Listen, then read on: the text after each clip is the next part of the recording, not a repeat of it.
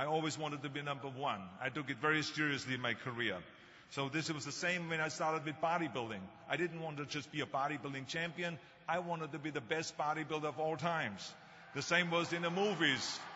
I didn't want to just be a movie star. I wanted to be a great movie star that's the highest paid movie star and have above the title billing. And so this intensity always paid off for me. This commitment always paid off for me. So here are some of the rules. The first rule is trust yourself. And what I mean by that is so many young people are getting so much advice from their parents and from the teachers and from everyone. But what is most important is that you have to dig deep down and ask yourselves, who do you want to be? Not what, but who. And I'm talking about not what your parents and teachers want you to be, but you.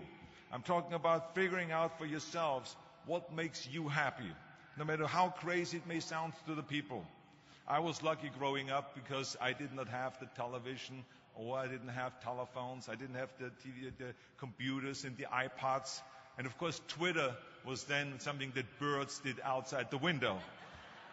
But I didn't have all the distractions in all this. I spent a lot of time by myself so I could figure out and listen to what is inside my heart and inside my head.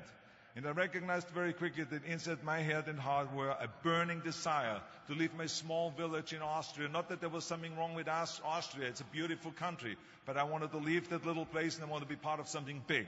The United States of America, a powerful nation, the place where dreams can come true. I knew when I come over here I can realize my dreams. And I decided that the best way for me to come to America was to become a bodybuilding champion, because I knew that was my ticket. The instant that I saw a magazine cover of my idol, Reg Park. He was Mr. Universe, he was starring in Hercules movies, he looked strong and powerful, he was so confident. So when I found out he got that way, I became obsessed and I went home and I said to my family, I want to be a bodybuilding champion. Now you can imagine how that went over in my home in Austria. My parents, they couldn't believe it. They would have been just happy if I would have become a police officer like my father, or married someone like Heidi, who had a bunch of kids and ran around like the Van Trapp family in Sound of Music. That's what my family had in mind for me, but something else burned inside me. Something burned inside me. I wanted to be different. I was determined to be unique. I was driven to think big and to dream big. Everyone else thought that I was crazy. My friend said, if you want to be a champion in a sport, why don't you go and become a bicycle champion or a skiing champion or a soccer champion? Those are the Austrian sports. But I didn't care. I wanted to be a bodybuilding champion and use that to come to America and use that to go into the movies and make millions of dollars. So, of course, for extra motivation, I read books on strongmen and on bodybuilding and looked at magazines. And one of the things I did was I decorated my bedroom window, my bedroom wall. Right next to my bed, there was this big wall that I decorated all with pictures. I hung up pictures of strongmen and bodybuilders and wrestlers and boxers and so on. And I was so excited about this great decoration that I took my mother to the bedroom and I showed her. And she shook her head. She was absolutely in shock. And tears started running down her eyes. And she called the doctor. She called our house doctor. And she brought him in, and she explained to him, there's something wrong here.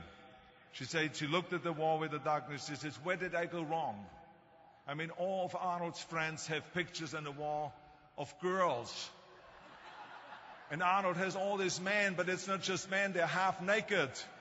And they're oiled up with baby oil. I mean, what is going on here? Where did I go wrong? So you can imagine, the doctor shook his head and he said, there's nothing wrong. At this age, you have idols, and you go and have those. This is just quite normal. So this is rule number one. I wanted to become a champion. I was on a mission. So rule number one is, of course, trust yourself no matter how and what anyone else thinks. And of course, rule number two is break the rules. We have so many rules in life about everything. I say break the rules, not the law, but break the rules. My wife has a T-shirt. My wife has a T-shirt that says, well-behaved women rarely make history. Well, you know, I don't want to burst her bubble, but the same is true with men. It is impossible to be a maverick or a true original if you're too well-behaved and don't want to break the rules. You have to think outside the box. That's what I believe. After all, what is the point of being on this earth if all you want to do is be liked by everyone and avoid trouble? The only way that I ever got any place was by breaking some of the rules. After all, I remember that after I was finished with my bodybuilding career, I wanted to get into acting, and I wanted to be a star in films. You can imagine what the agents said when I went to meet all those agents. Everyone had the same line, that it can't be done. The rules are different here. Says, look at your body. You have this huge, monstrous body, overly developed, that doesn't fit into the movies. You don't understand. This was 20 years ago, the Hercules movies. Now there's the little guys that are in, Dustin Hoffman, Woody Allen, Jack Nicholson, before he gained weight, of course, that is. But anyway, those are the guys that were in. And the agent also complained about my accent. He says, no one ever became a star with an accent like that, especially not with a German accent. And yes, I can imagine with your name, Arnold Schwarzenegger, or whatever the name is, on a billboard. Yeah, that's going to draw a lot of tickets and sell a lot of tickets. Yeah, right. So this is the kind of negative attitude they had, but I didn't listen to those rules. Even though they were very nice, and they said, look, we can get you some bit parts. We can get you to be, playing a wrestler or a bouncer. Oh, maybe with your German accent, we can get you to be a Nazi officer in Hogan's Heroes or something like that. But, I didn't listen to all this. These were their rules, not my rules. I was convinced I could do it, that if I worked as hard as I did in bodybuilding, 5 hours a day, and I started getting to work, I started taking acting classes, took English classes, took speech classes, dialogue classes, accent removal classes I even took. I remember running around, a fine wine grows on a vine. You see, because Germans had difficulties with the F and the W and the V. So fine wine grows on a vine. I know what some of you now say is, I hope that Arnold got his money back. But let me tell you something. I had a good time doing those things, and it really helped me. And finally, I broke through. And I started getting the first parts in TV, Streets of San Francisco. Lucille Ball hired me. I made Pumping Iron, Stay Hungry. And then I got the big break in Conan the Barbarian. And there, the director said, if we wouldn't have Schwarzenegger, we would have to build one. Now think about that. And then when I did Terminator, I'll be back. Became one of the most famous lines in movie history, all because of my crazy accent. Now think about it. The things that the agent said will be totally a detriment and will be impossible for me to get a job. All of a sudden became an asset for me. All of those things, my accent, my body, and everything. So it just shows you never listen that you can't do something. Which of course brings me to rule number 3. Don't be afraid to fail. Anything I've ever attempted, I was always willing to fail. In the movie business, I remember that you pick scripts. Many times you think this is a winning script, but then of course you find out later on when you do the movie that it didn't work, and the movie goes in the toilet. Now we have seen my movies, Red Sonja, Hercules in New York, Last Action Heroes, those movies went in the toilet. But that's okay, because at the same time I made movies like Terminator and Conan and True Lies and Predator and Twins that went through the roof. So you can't always win, but don't be afraid of making decisions. You can't be paralyzed by fear of failure, or you will never push yourself. You keep pushing because you believe in yourself and in your vision. And you know that it is the right thing to do, and success will come. So don't be afraid to fail. Which brings me to rule number 4, which is don't listen to the naysayers. I mean, how many times have you heard that you can't do this and you can't do that and it has never been done before? Just imagine if Bill Gates had quit when people said it can't be done. I hear this all the time. As a matter of fact, I love it when someone says that no one has ever done this before, because then when I do it, that means that I'm the first one that has done it. So pay no attention to the people that say it can't be done. I remember my mother-in-law, Eunice Kennedy Shriver, when she started Special Olympics in 1968, people said that it would not work.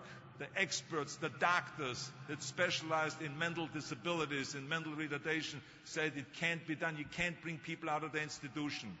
You can't make them participate in sports, in jumping, in swimming, and in running. They will hurt themselves. They will hurt each other. They will drown in the pool. Well, let me tell you something. Now, 40 years later, Special Olympics is one of the greatest organizations in 164 countries, dedicated to people with mental disabilities and with intellectual challenge. And she did not take no for an answer. And the same is when you look at Barack Obama. I mean, imagine if he would have listened. If he would have listened to the naysayers, he would have never run for president. People said it couldn't be done, that he couldn't get elected, that he couldn't beat Hillary Clinton, that he would never win the general election. But he followed his own heart. He didn't listen to the "you can't," and he changed the course of American history. So over and over you see that if I would have listened to the naysayers, I would still be in the Austrian Alps yodeling. I would never have come to America. I would have never met my wonderful wife, Maria Shriver. I would have never had the wonderful 4 kids. I would have never done Terminator, and I wouldn't be standing here in front of you today as governor of the greatest state of the greatest country in the world. So I never listened that you can't. I always listened to myself and said, yes, you can. And that brings me to rule number 5, which is the most important rule of all. Work your butt off. You never want to fail because you didn't work hard enough. I never wanted to lose a competition or lose an election because I didn't work hard enough. I always believed leaving no stone unturned. Muhammad Ali, one of my great heroes, had a great line in the 70s when he was asked, how many sit-ups do you do? He said, I don't count my sit-ups. I only start counting when it starts hurting. When I feel pain, that's when I start counting, because that's when it really counts. That's what makes you a champion. And that's the way it is with everything. No pain, no gain. So many of those lessons that I apply in life, I have learned from sports, let me tell you, and especially that one. And let me tell you, it is important to have fun in life, of course, but when you're out there partying, horsing around, someone out there at the same time is working hard. Someone is getting smarter and someone is winning. Just remember that. Now, if you want to coast through life, don't pay any attention to any of those rules. But if you want to win, there's absolutely no way around hard work.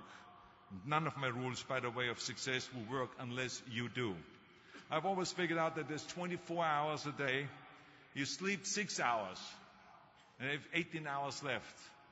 Now, I know there's some of you out there now and says, well, wait a minute, I sleep 8 hours or 9 hours. Well, then just sleep faster, I would recommend. Because you only need to sleep 6 hours, then you have 18 hours left, and there's a lot of things you can accomplish. As a matter of fact, Ted Turner used to say always, early to bed, early to rise, work like hell, and advertise. And of course, all you know, you know already those things, because otherwise you wouldn't be sitting here today. Just remember, you can't climb the ladder of success with your hands in a pocket. And that takes me to rule number 6, which is a very important rule. It's about giving back. Whatever path that you take in your lives, you must always find time to give something back. Something back to your community, give something back to your state or to your country. And my father-in-law, Sergeant Shriver, who is a great American, truly great American, who started the Peace Corps, the Job Corps, legal aid to the poor. He said at Yale University to the students at the commencement speech, tear down that mirror. Tear down that mirror that makes you always look at yourself. And you will be able to look beyond that mirror, and you will see the millions of people that need your help. And let me tell you something, reaching out and helping people will bring you more satisfaction than anything else you've ever done. As a matter of fact, today, after having worked for Special Olympics and have started after-school programs, have promoted fitness, and now with my job as governor, I can tell you, playing a game of chess with an 8-year-old kid in an inner-city school is far more exciting for me than walking down another red carpet of a movie premiere. So let me tell you, as you prepare to go off into the world, remember those 6 rules. Trust yourself, break some rules, don't be afraid to fail, ignore the naysayers, work like hell, and give something back.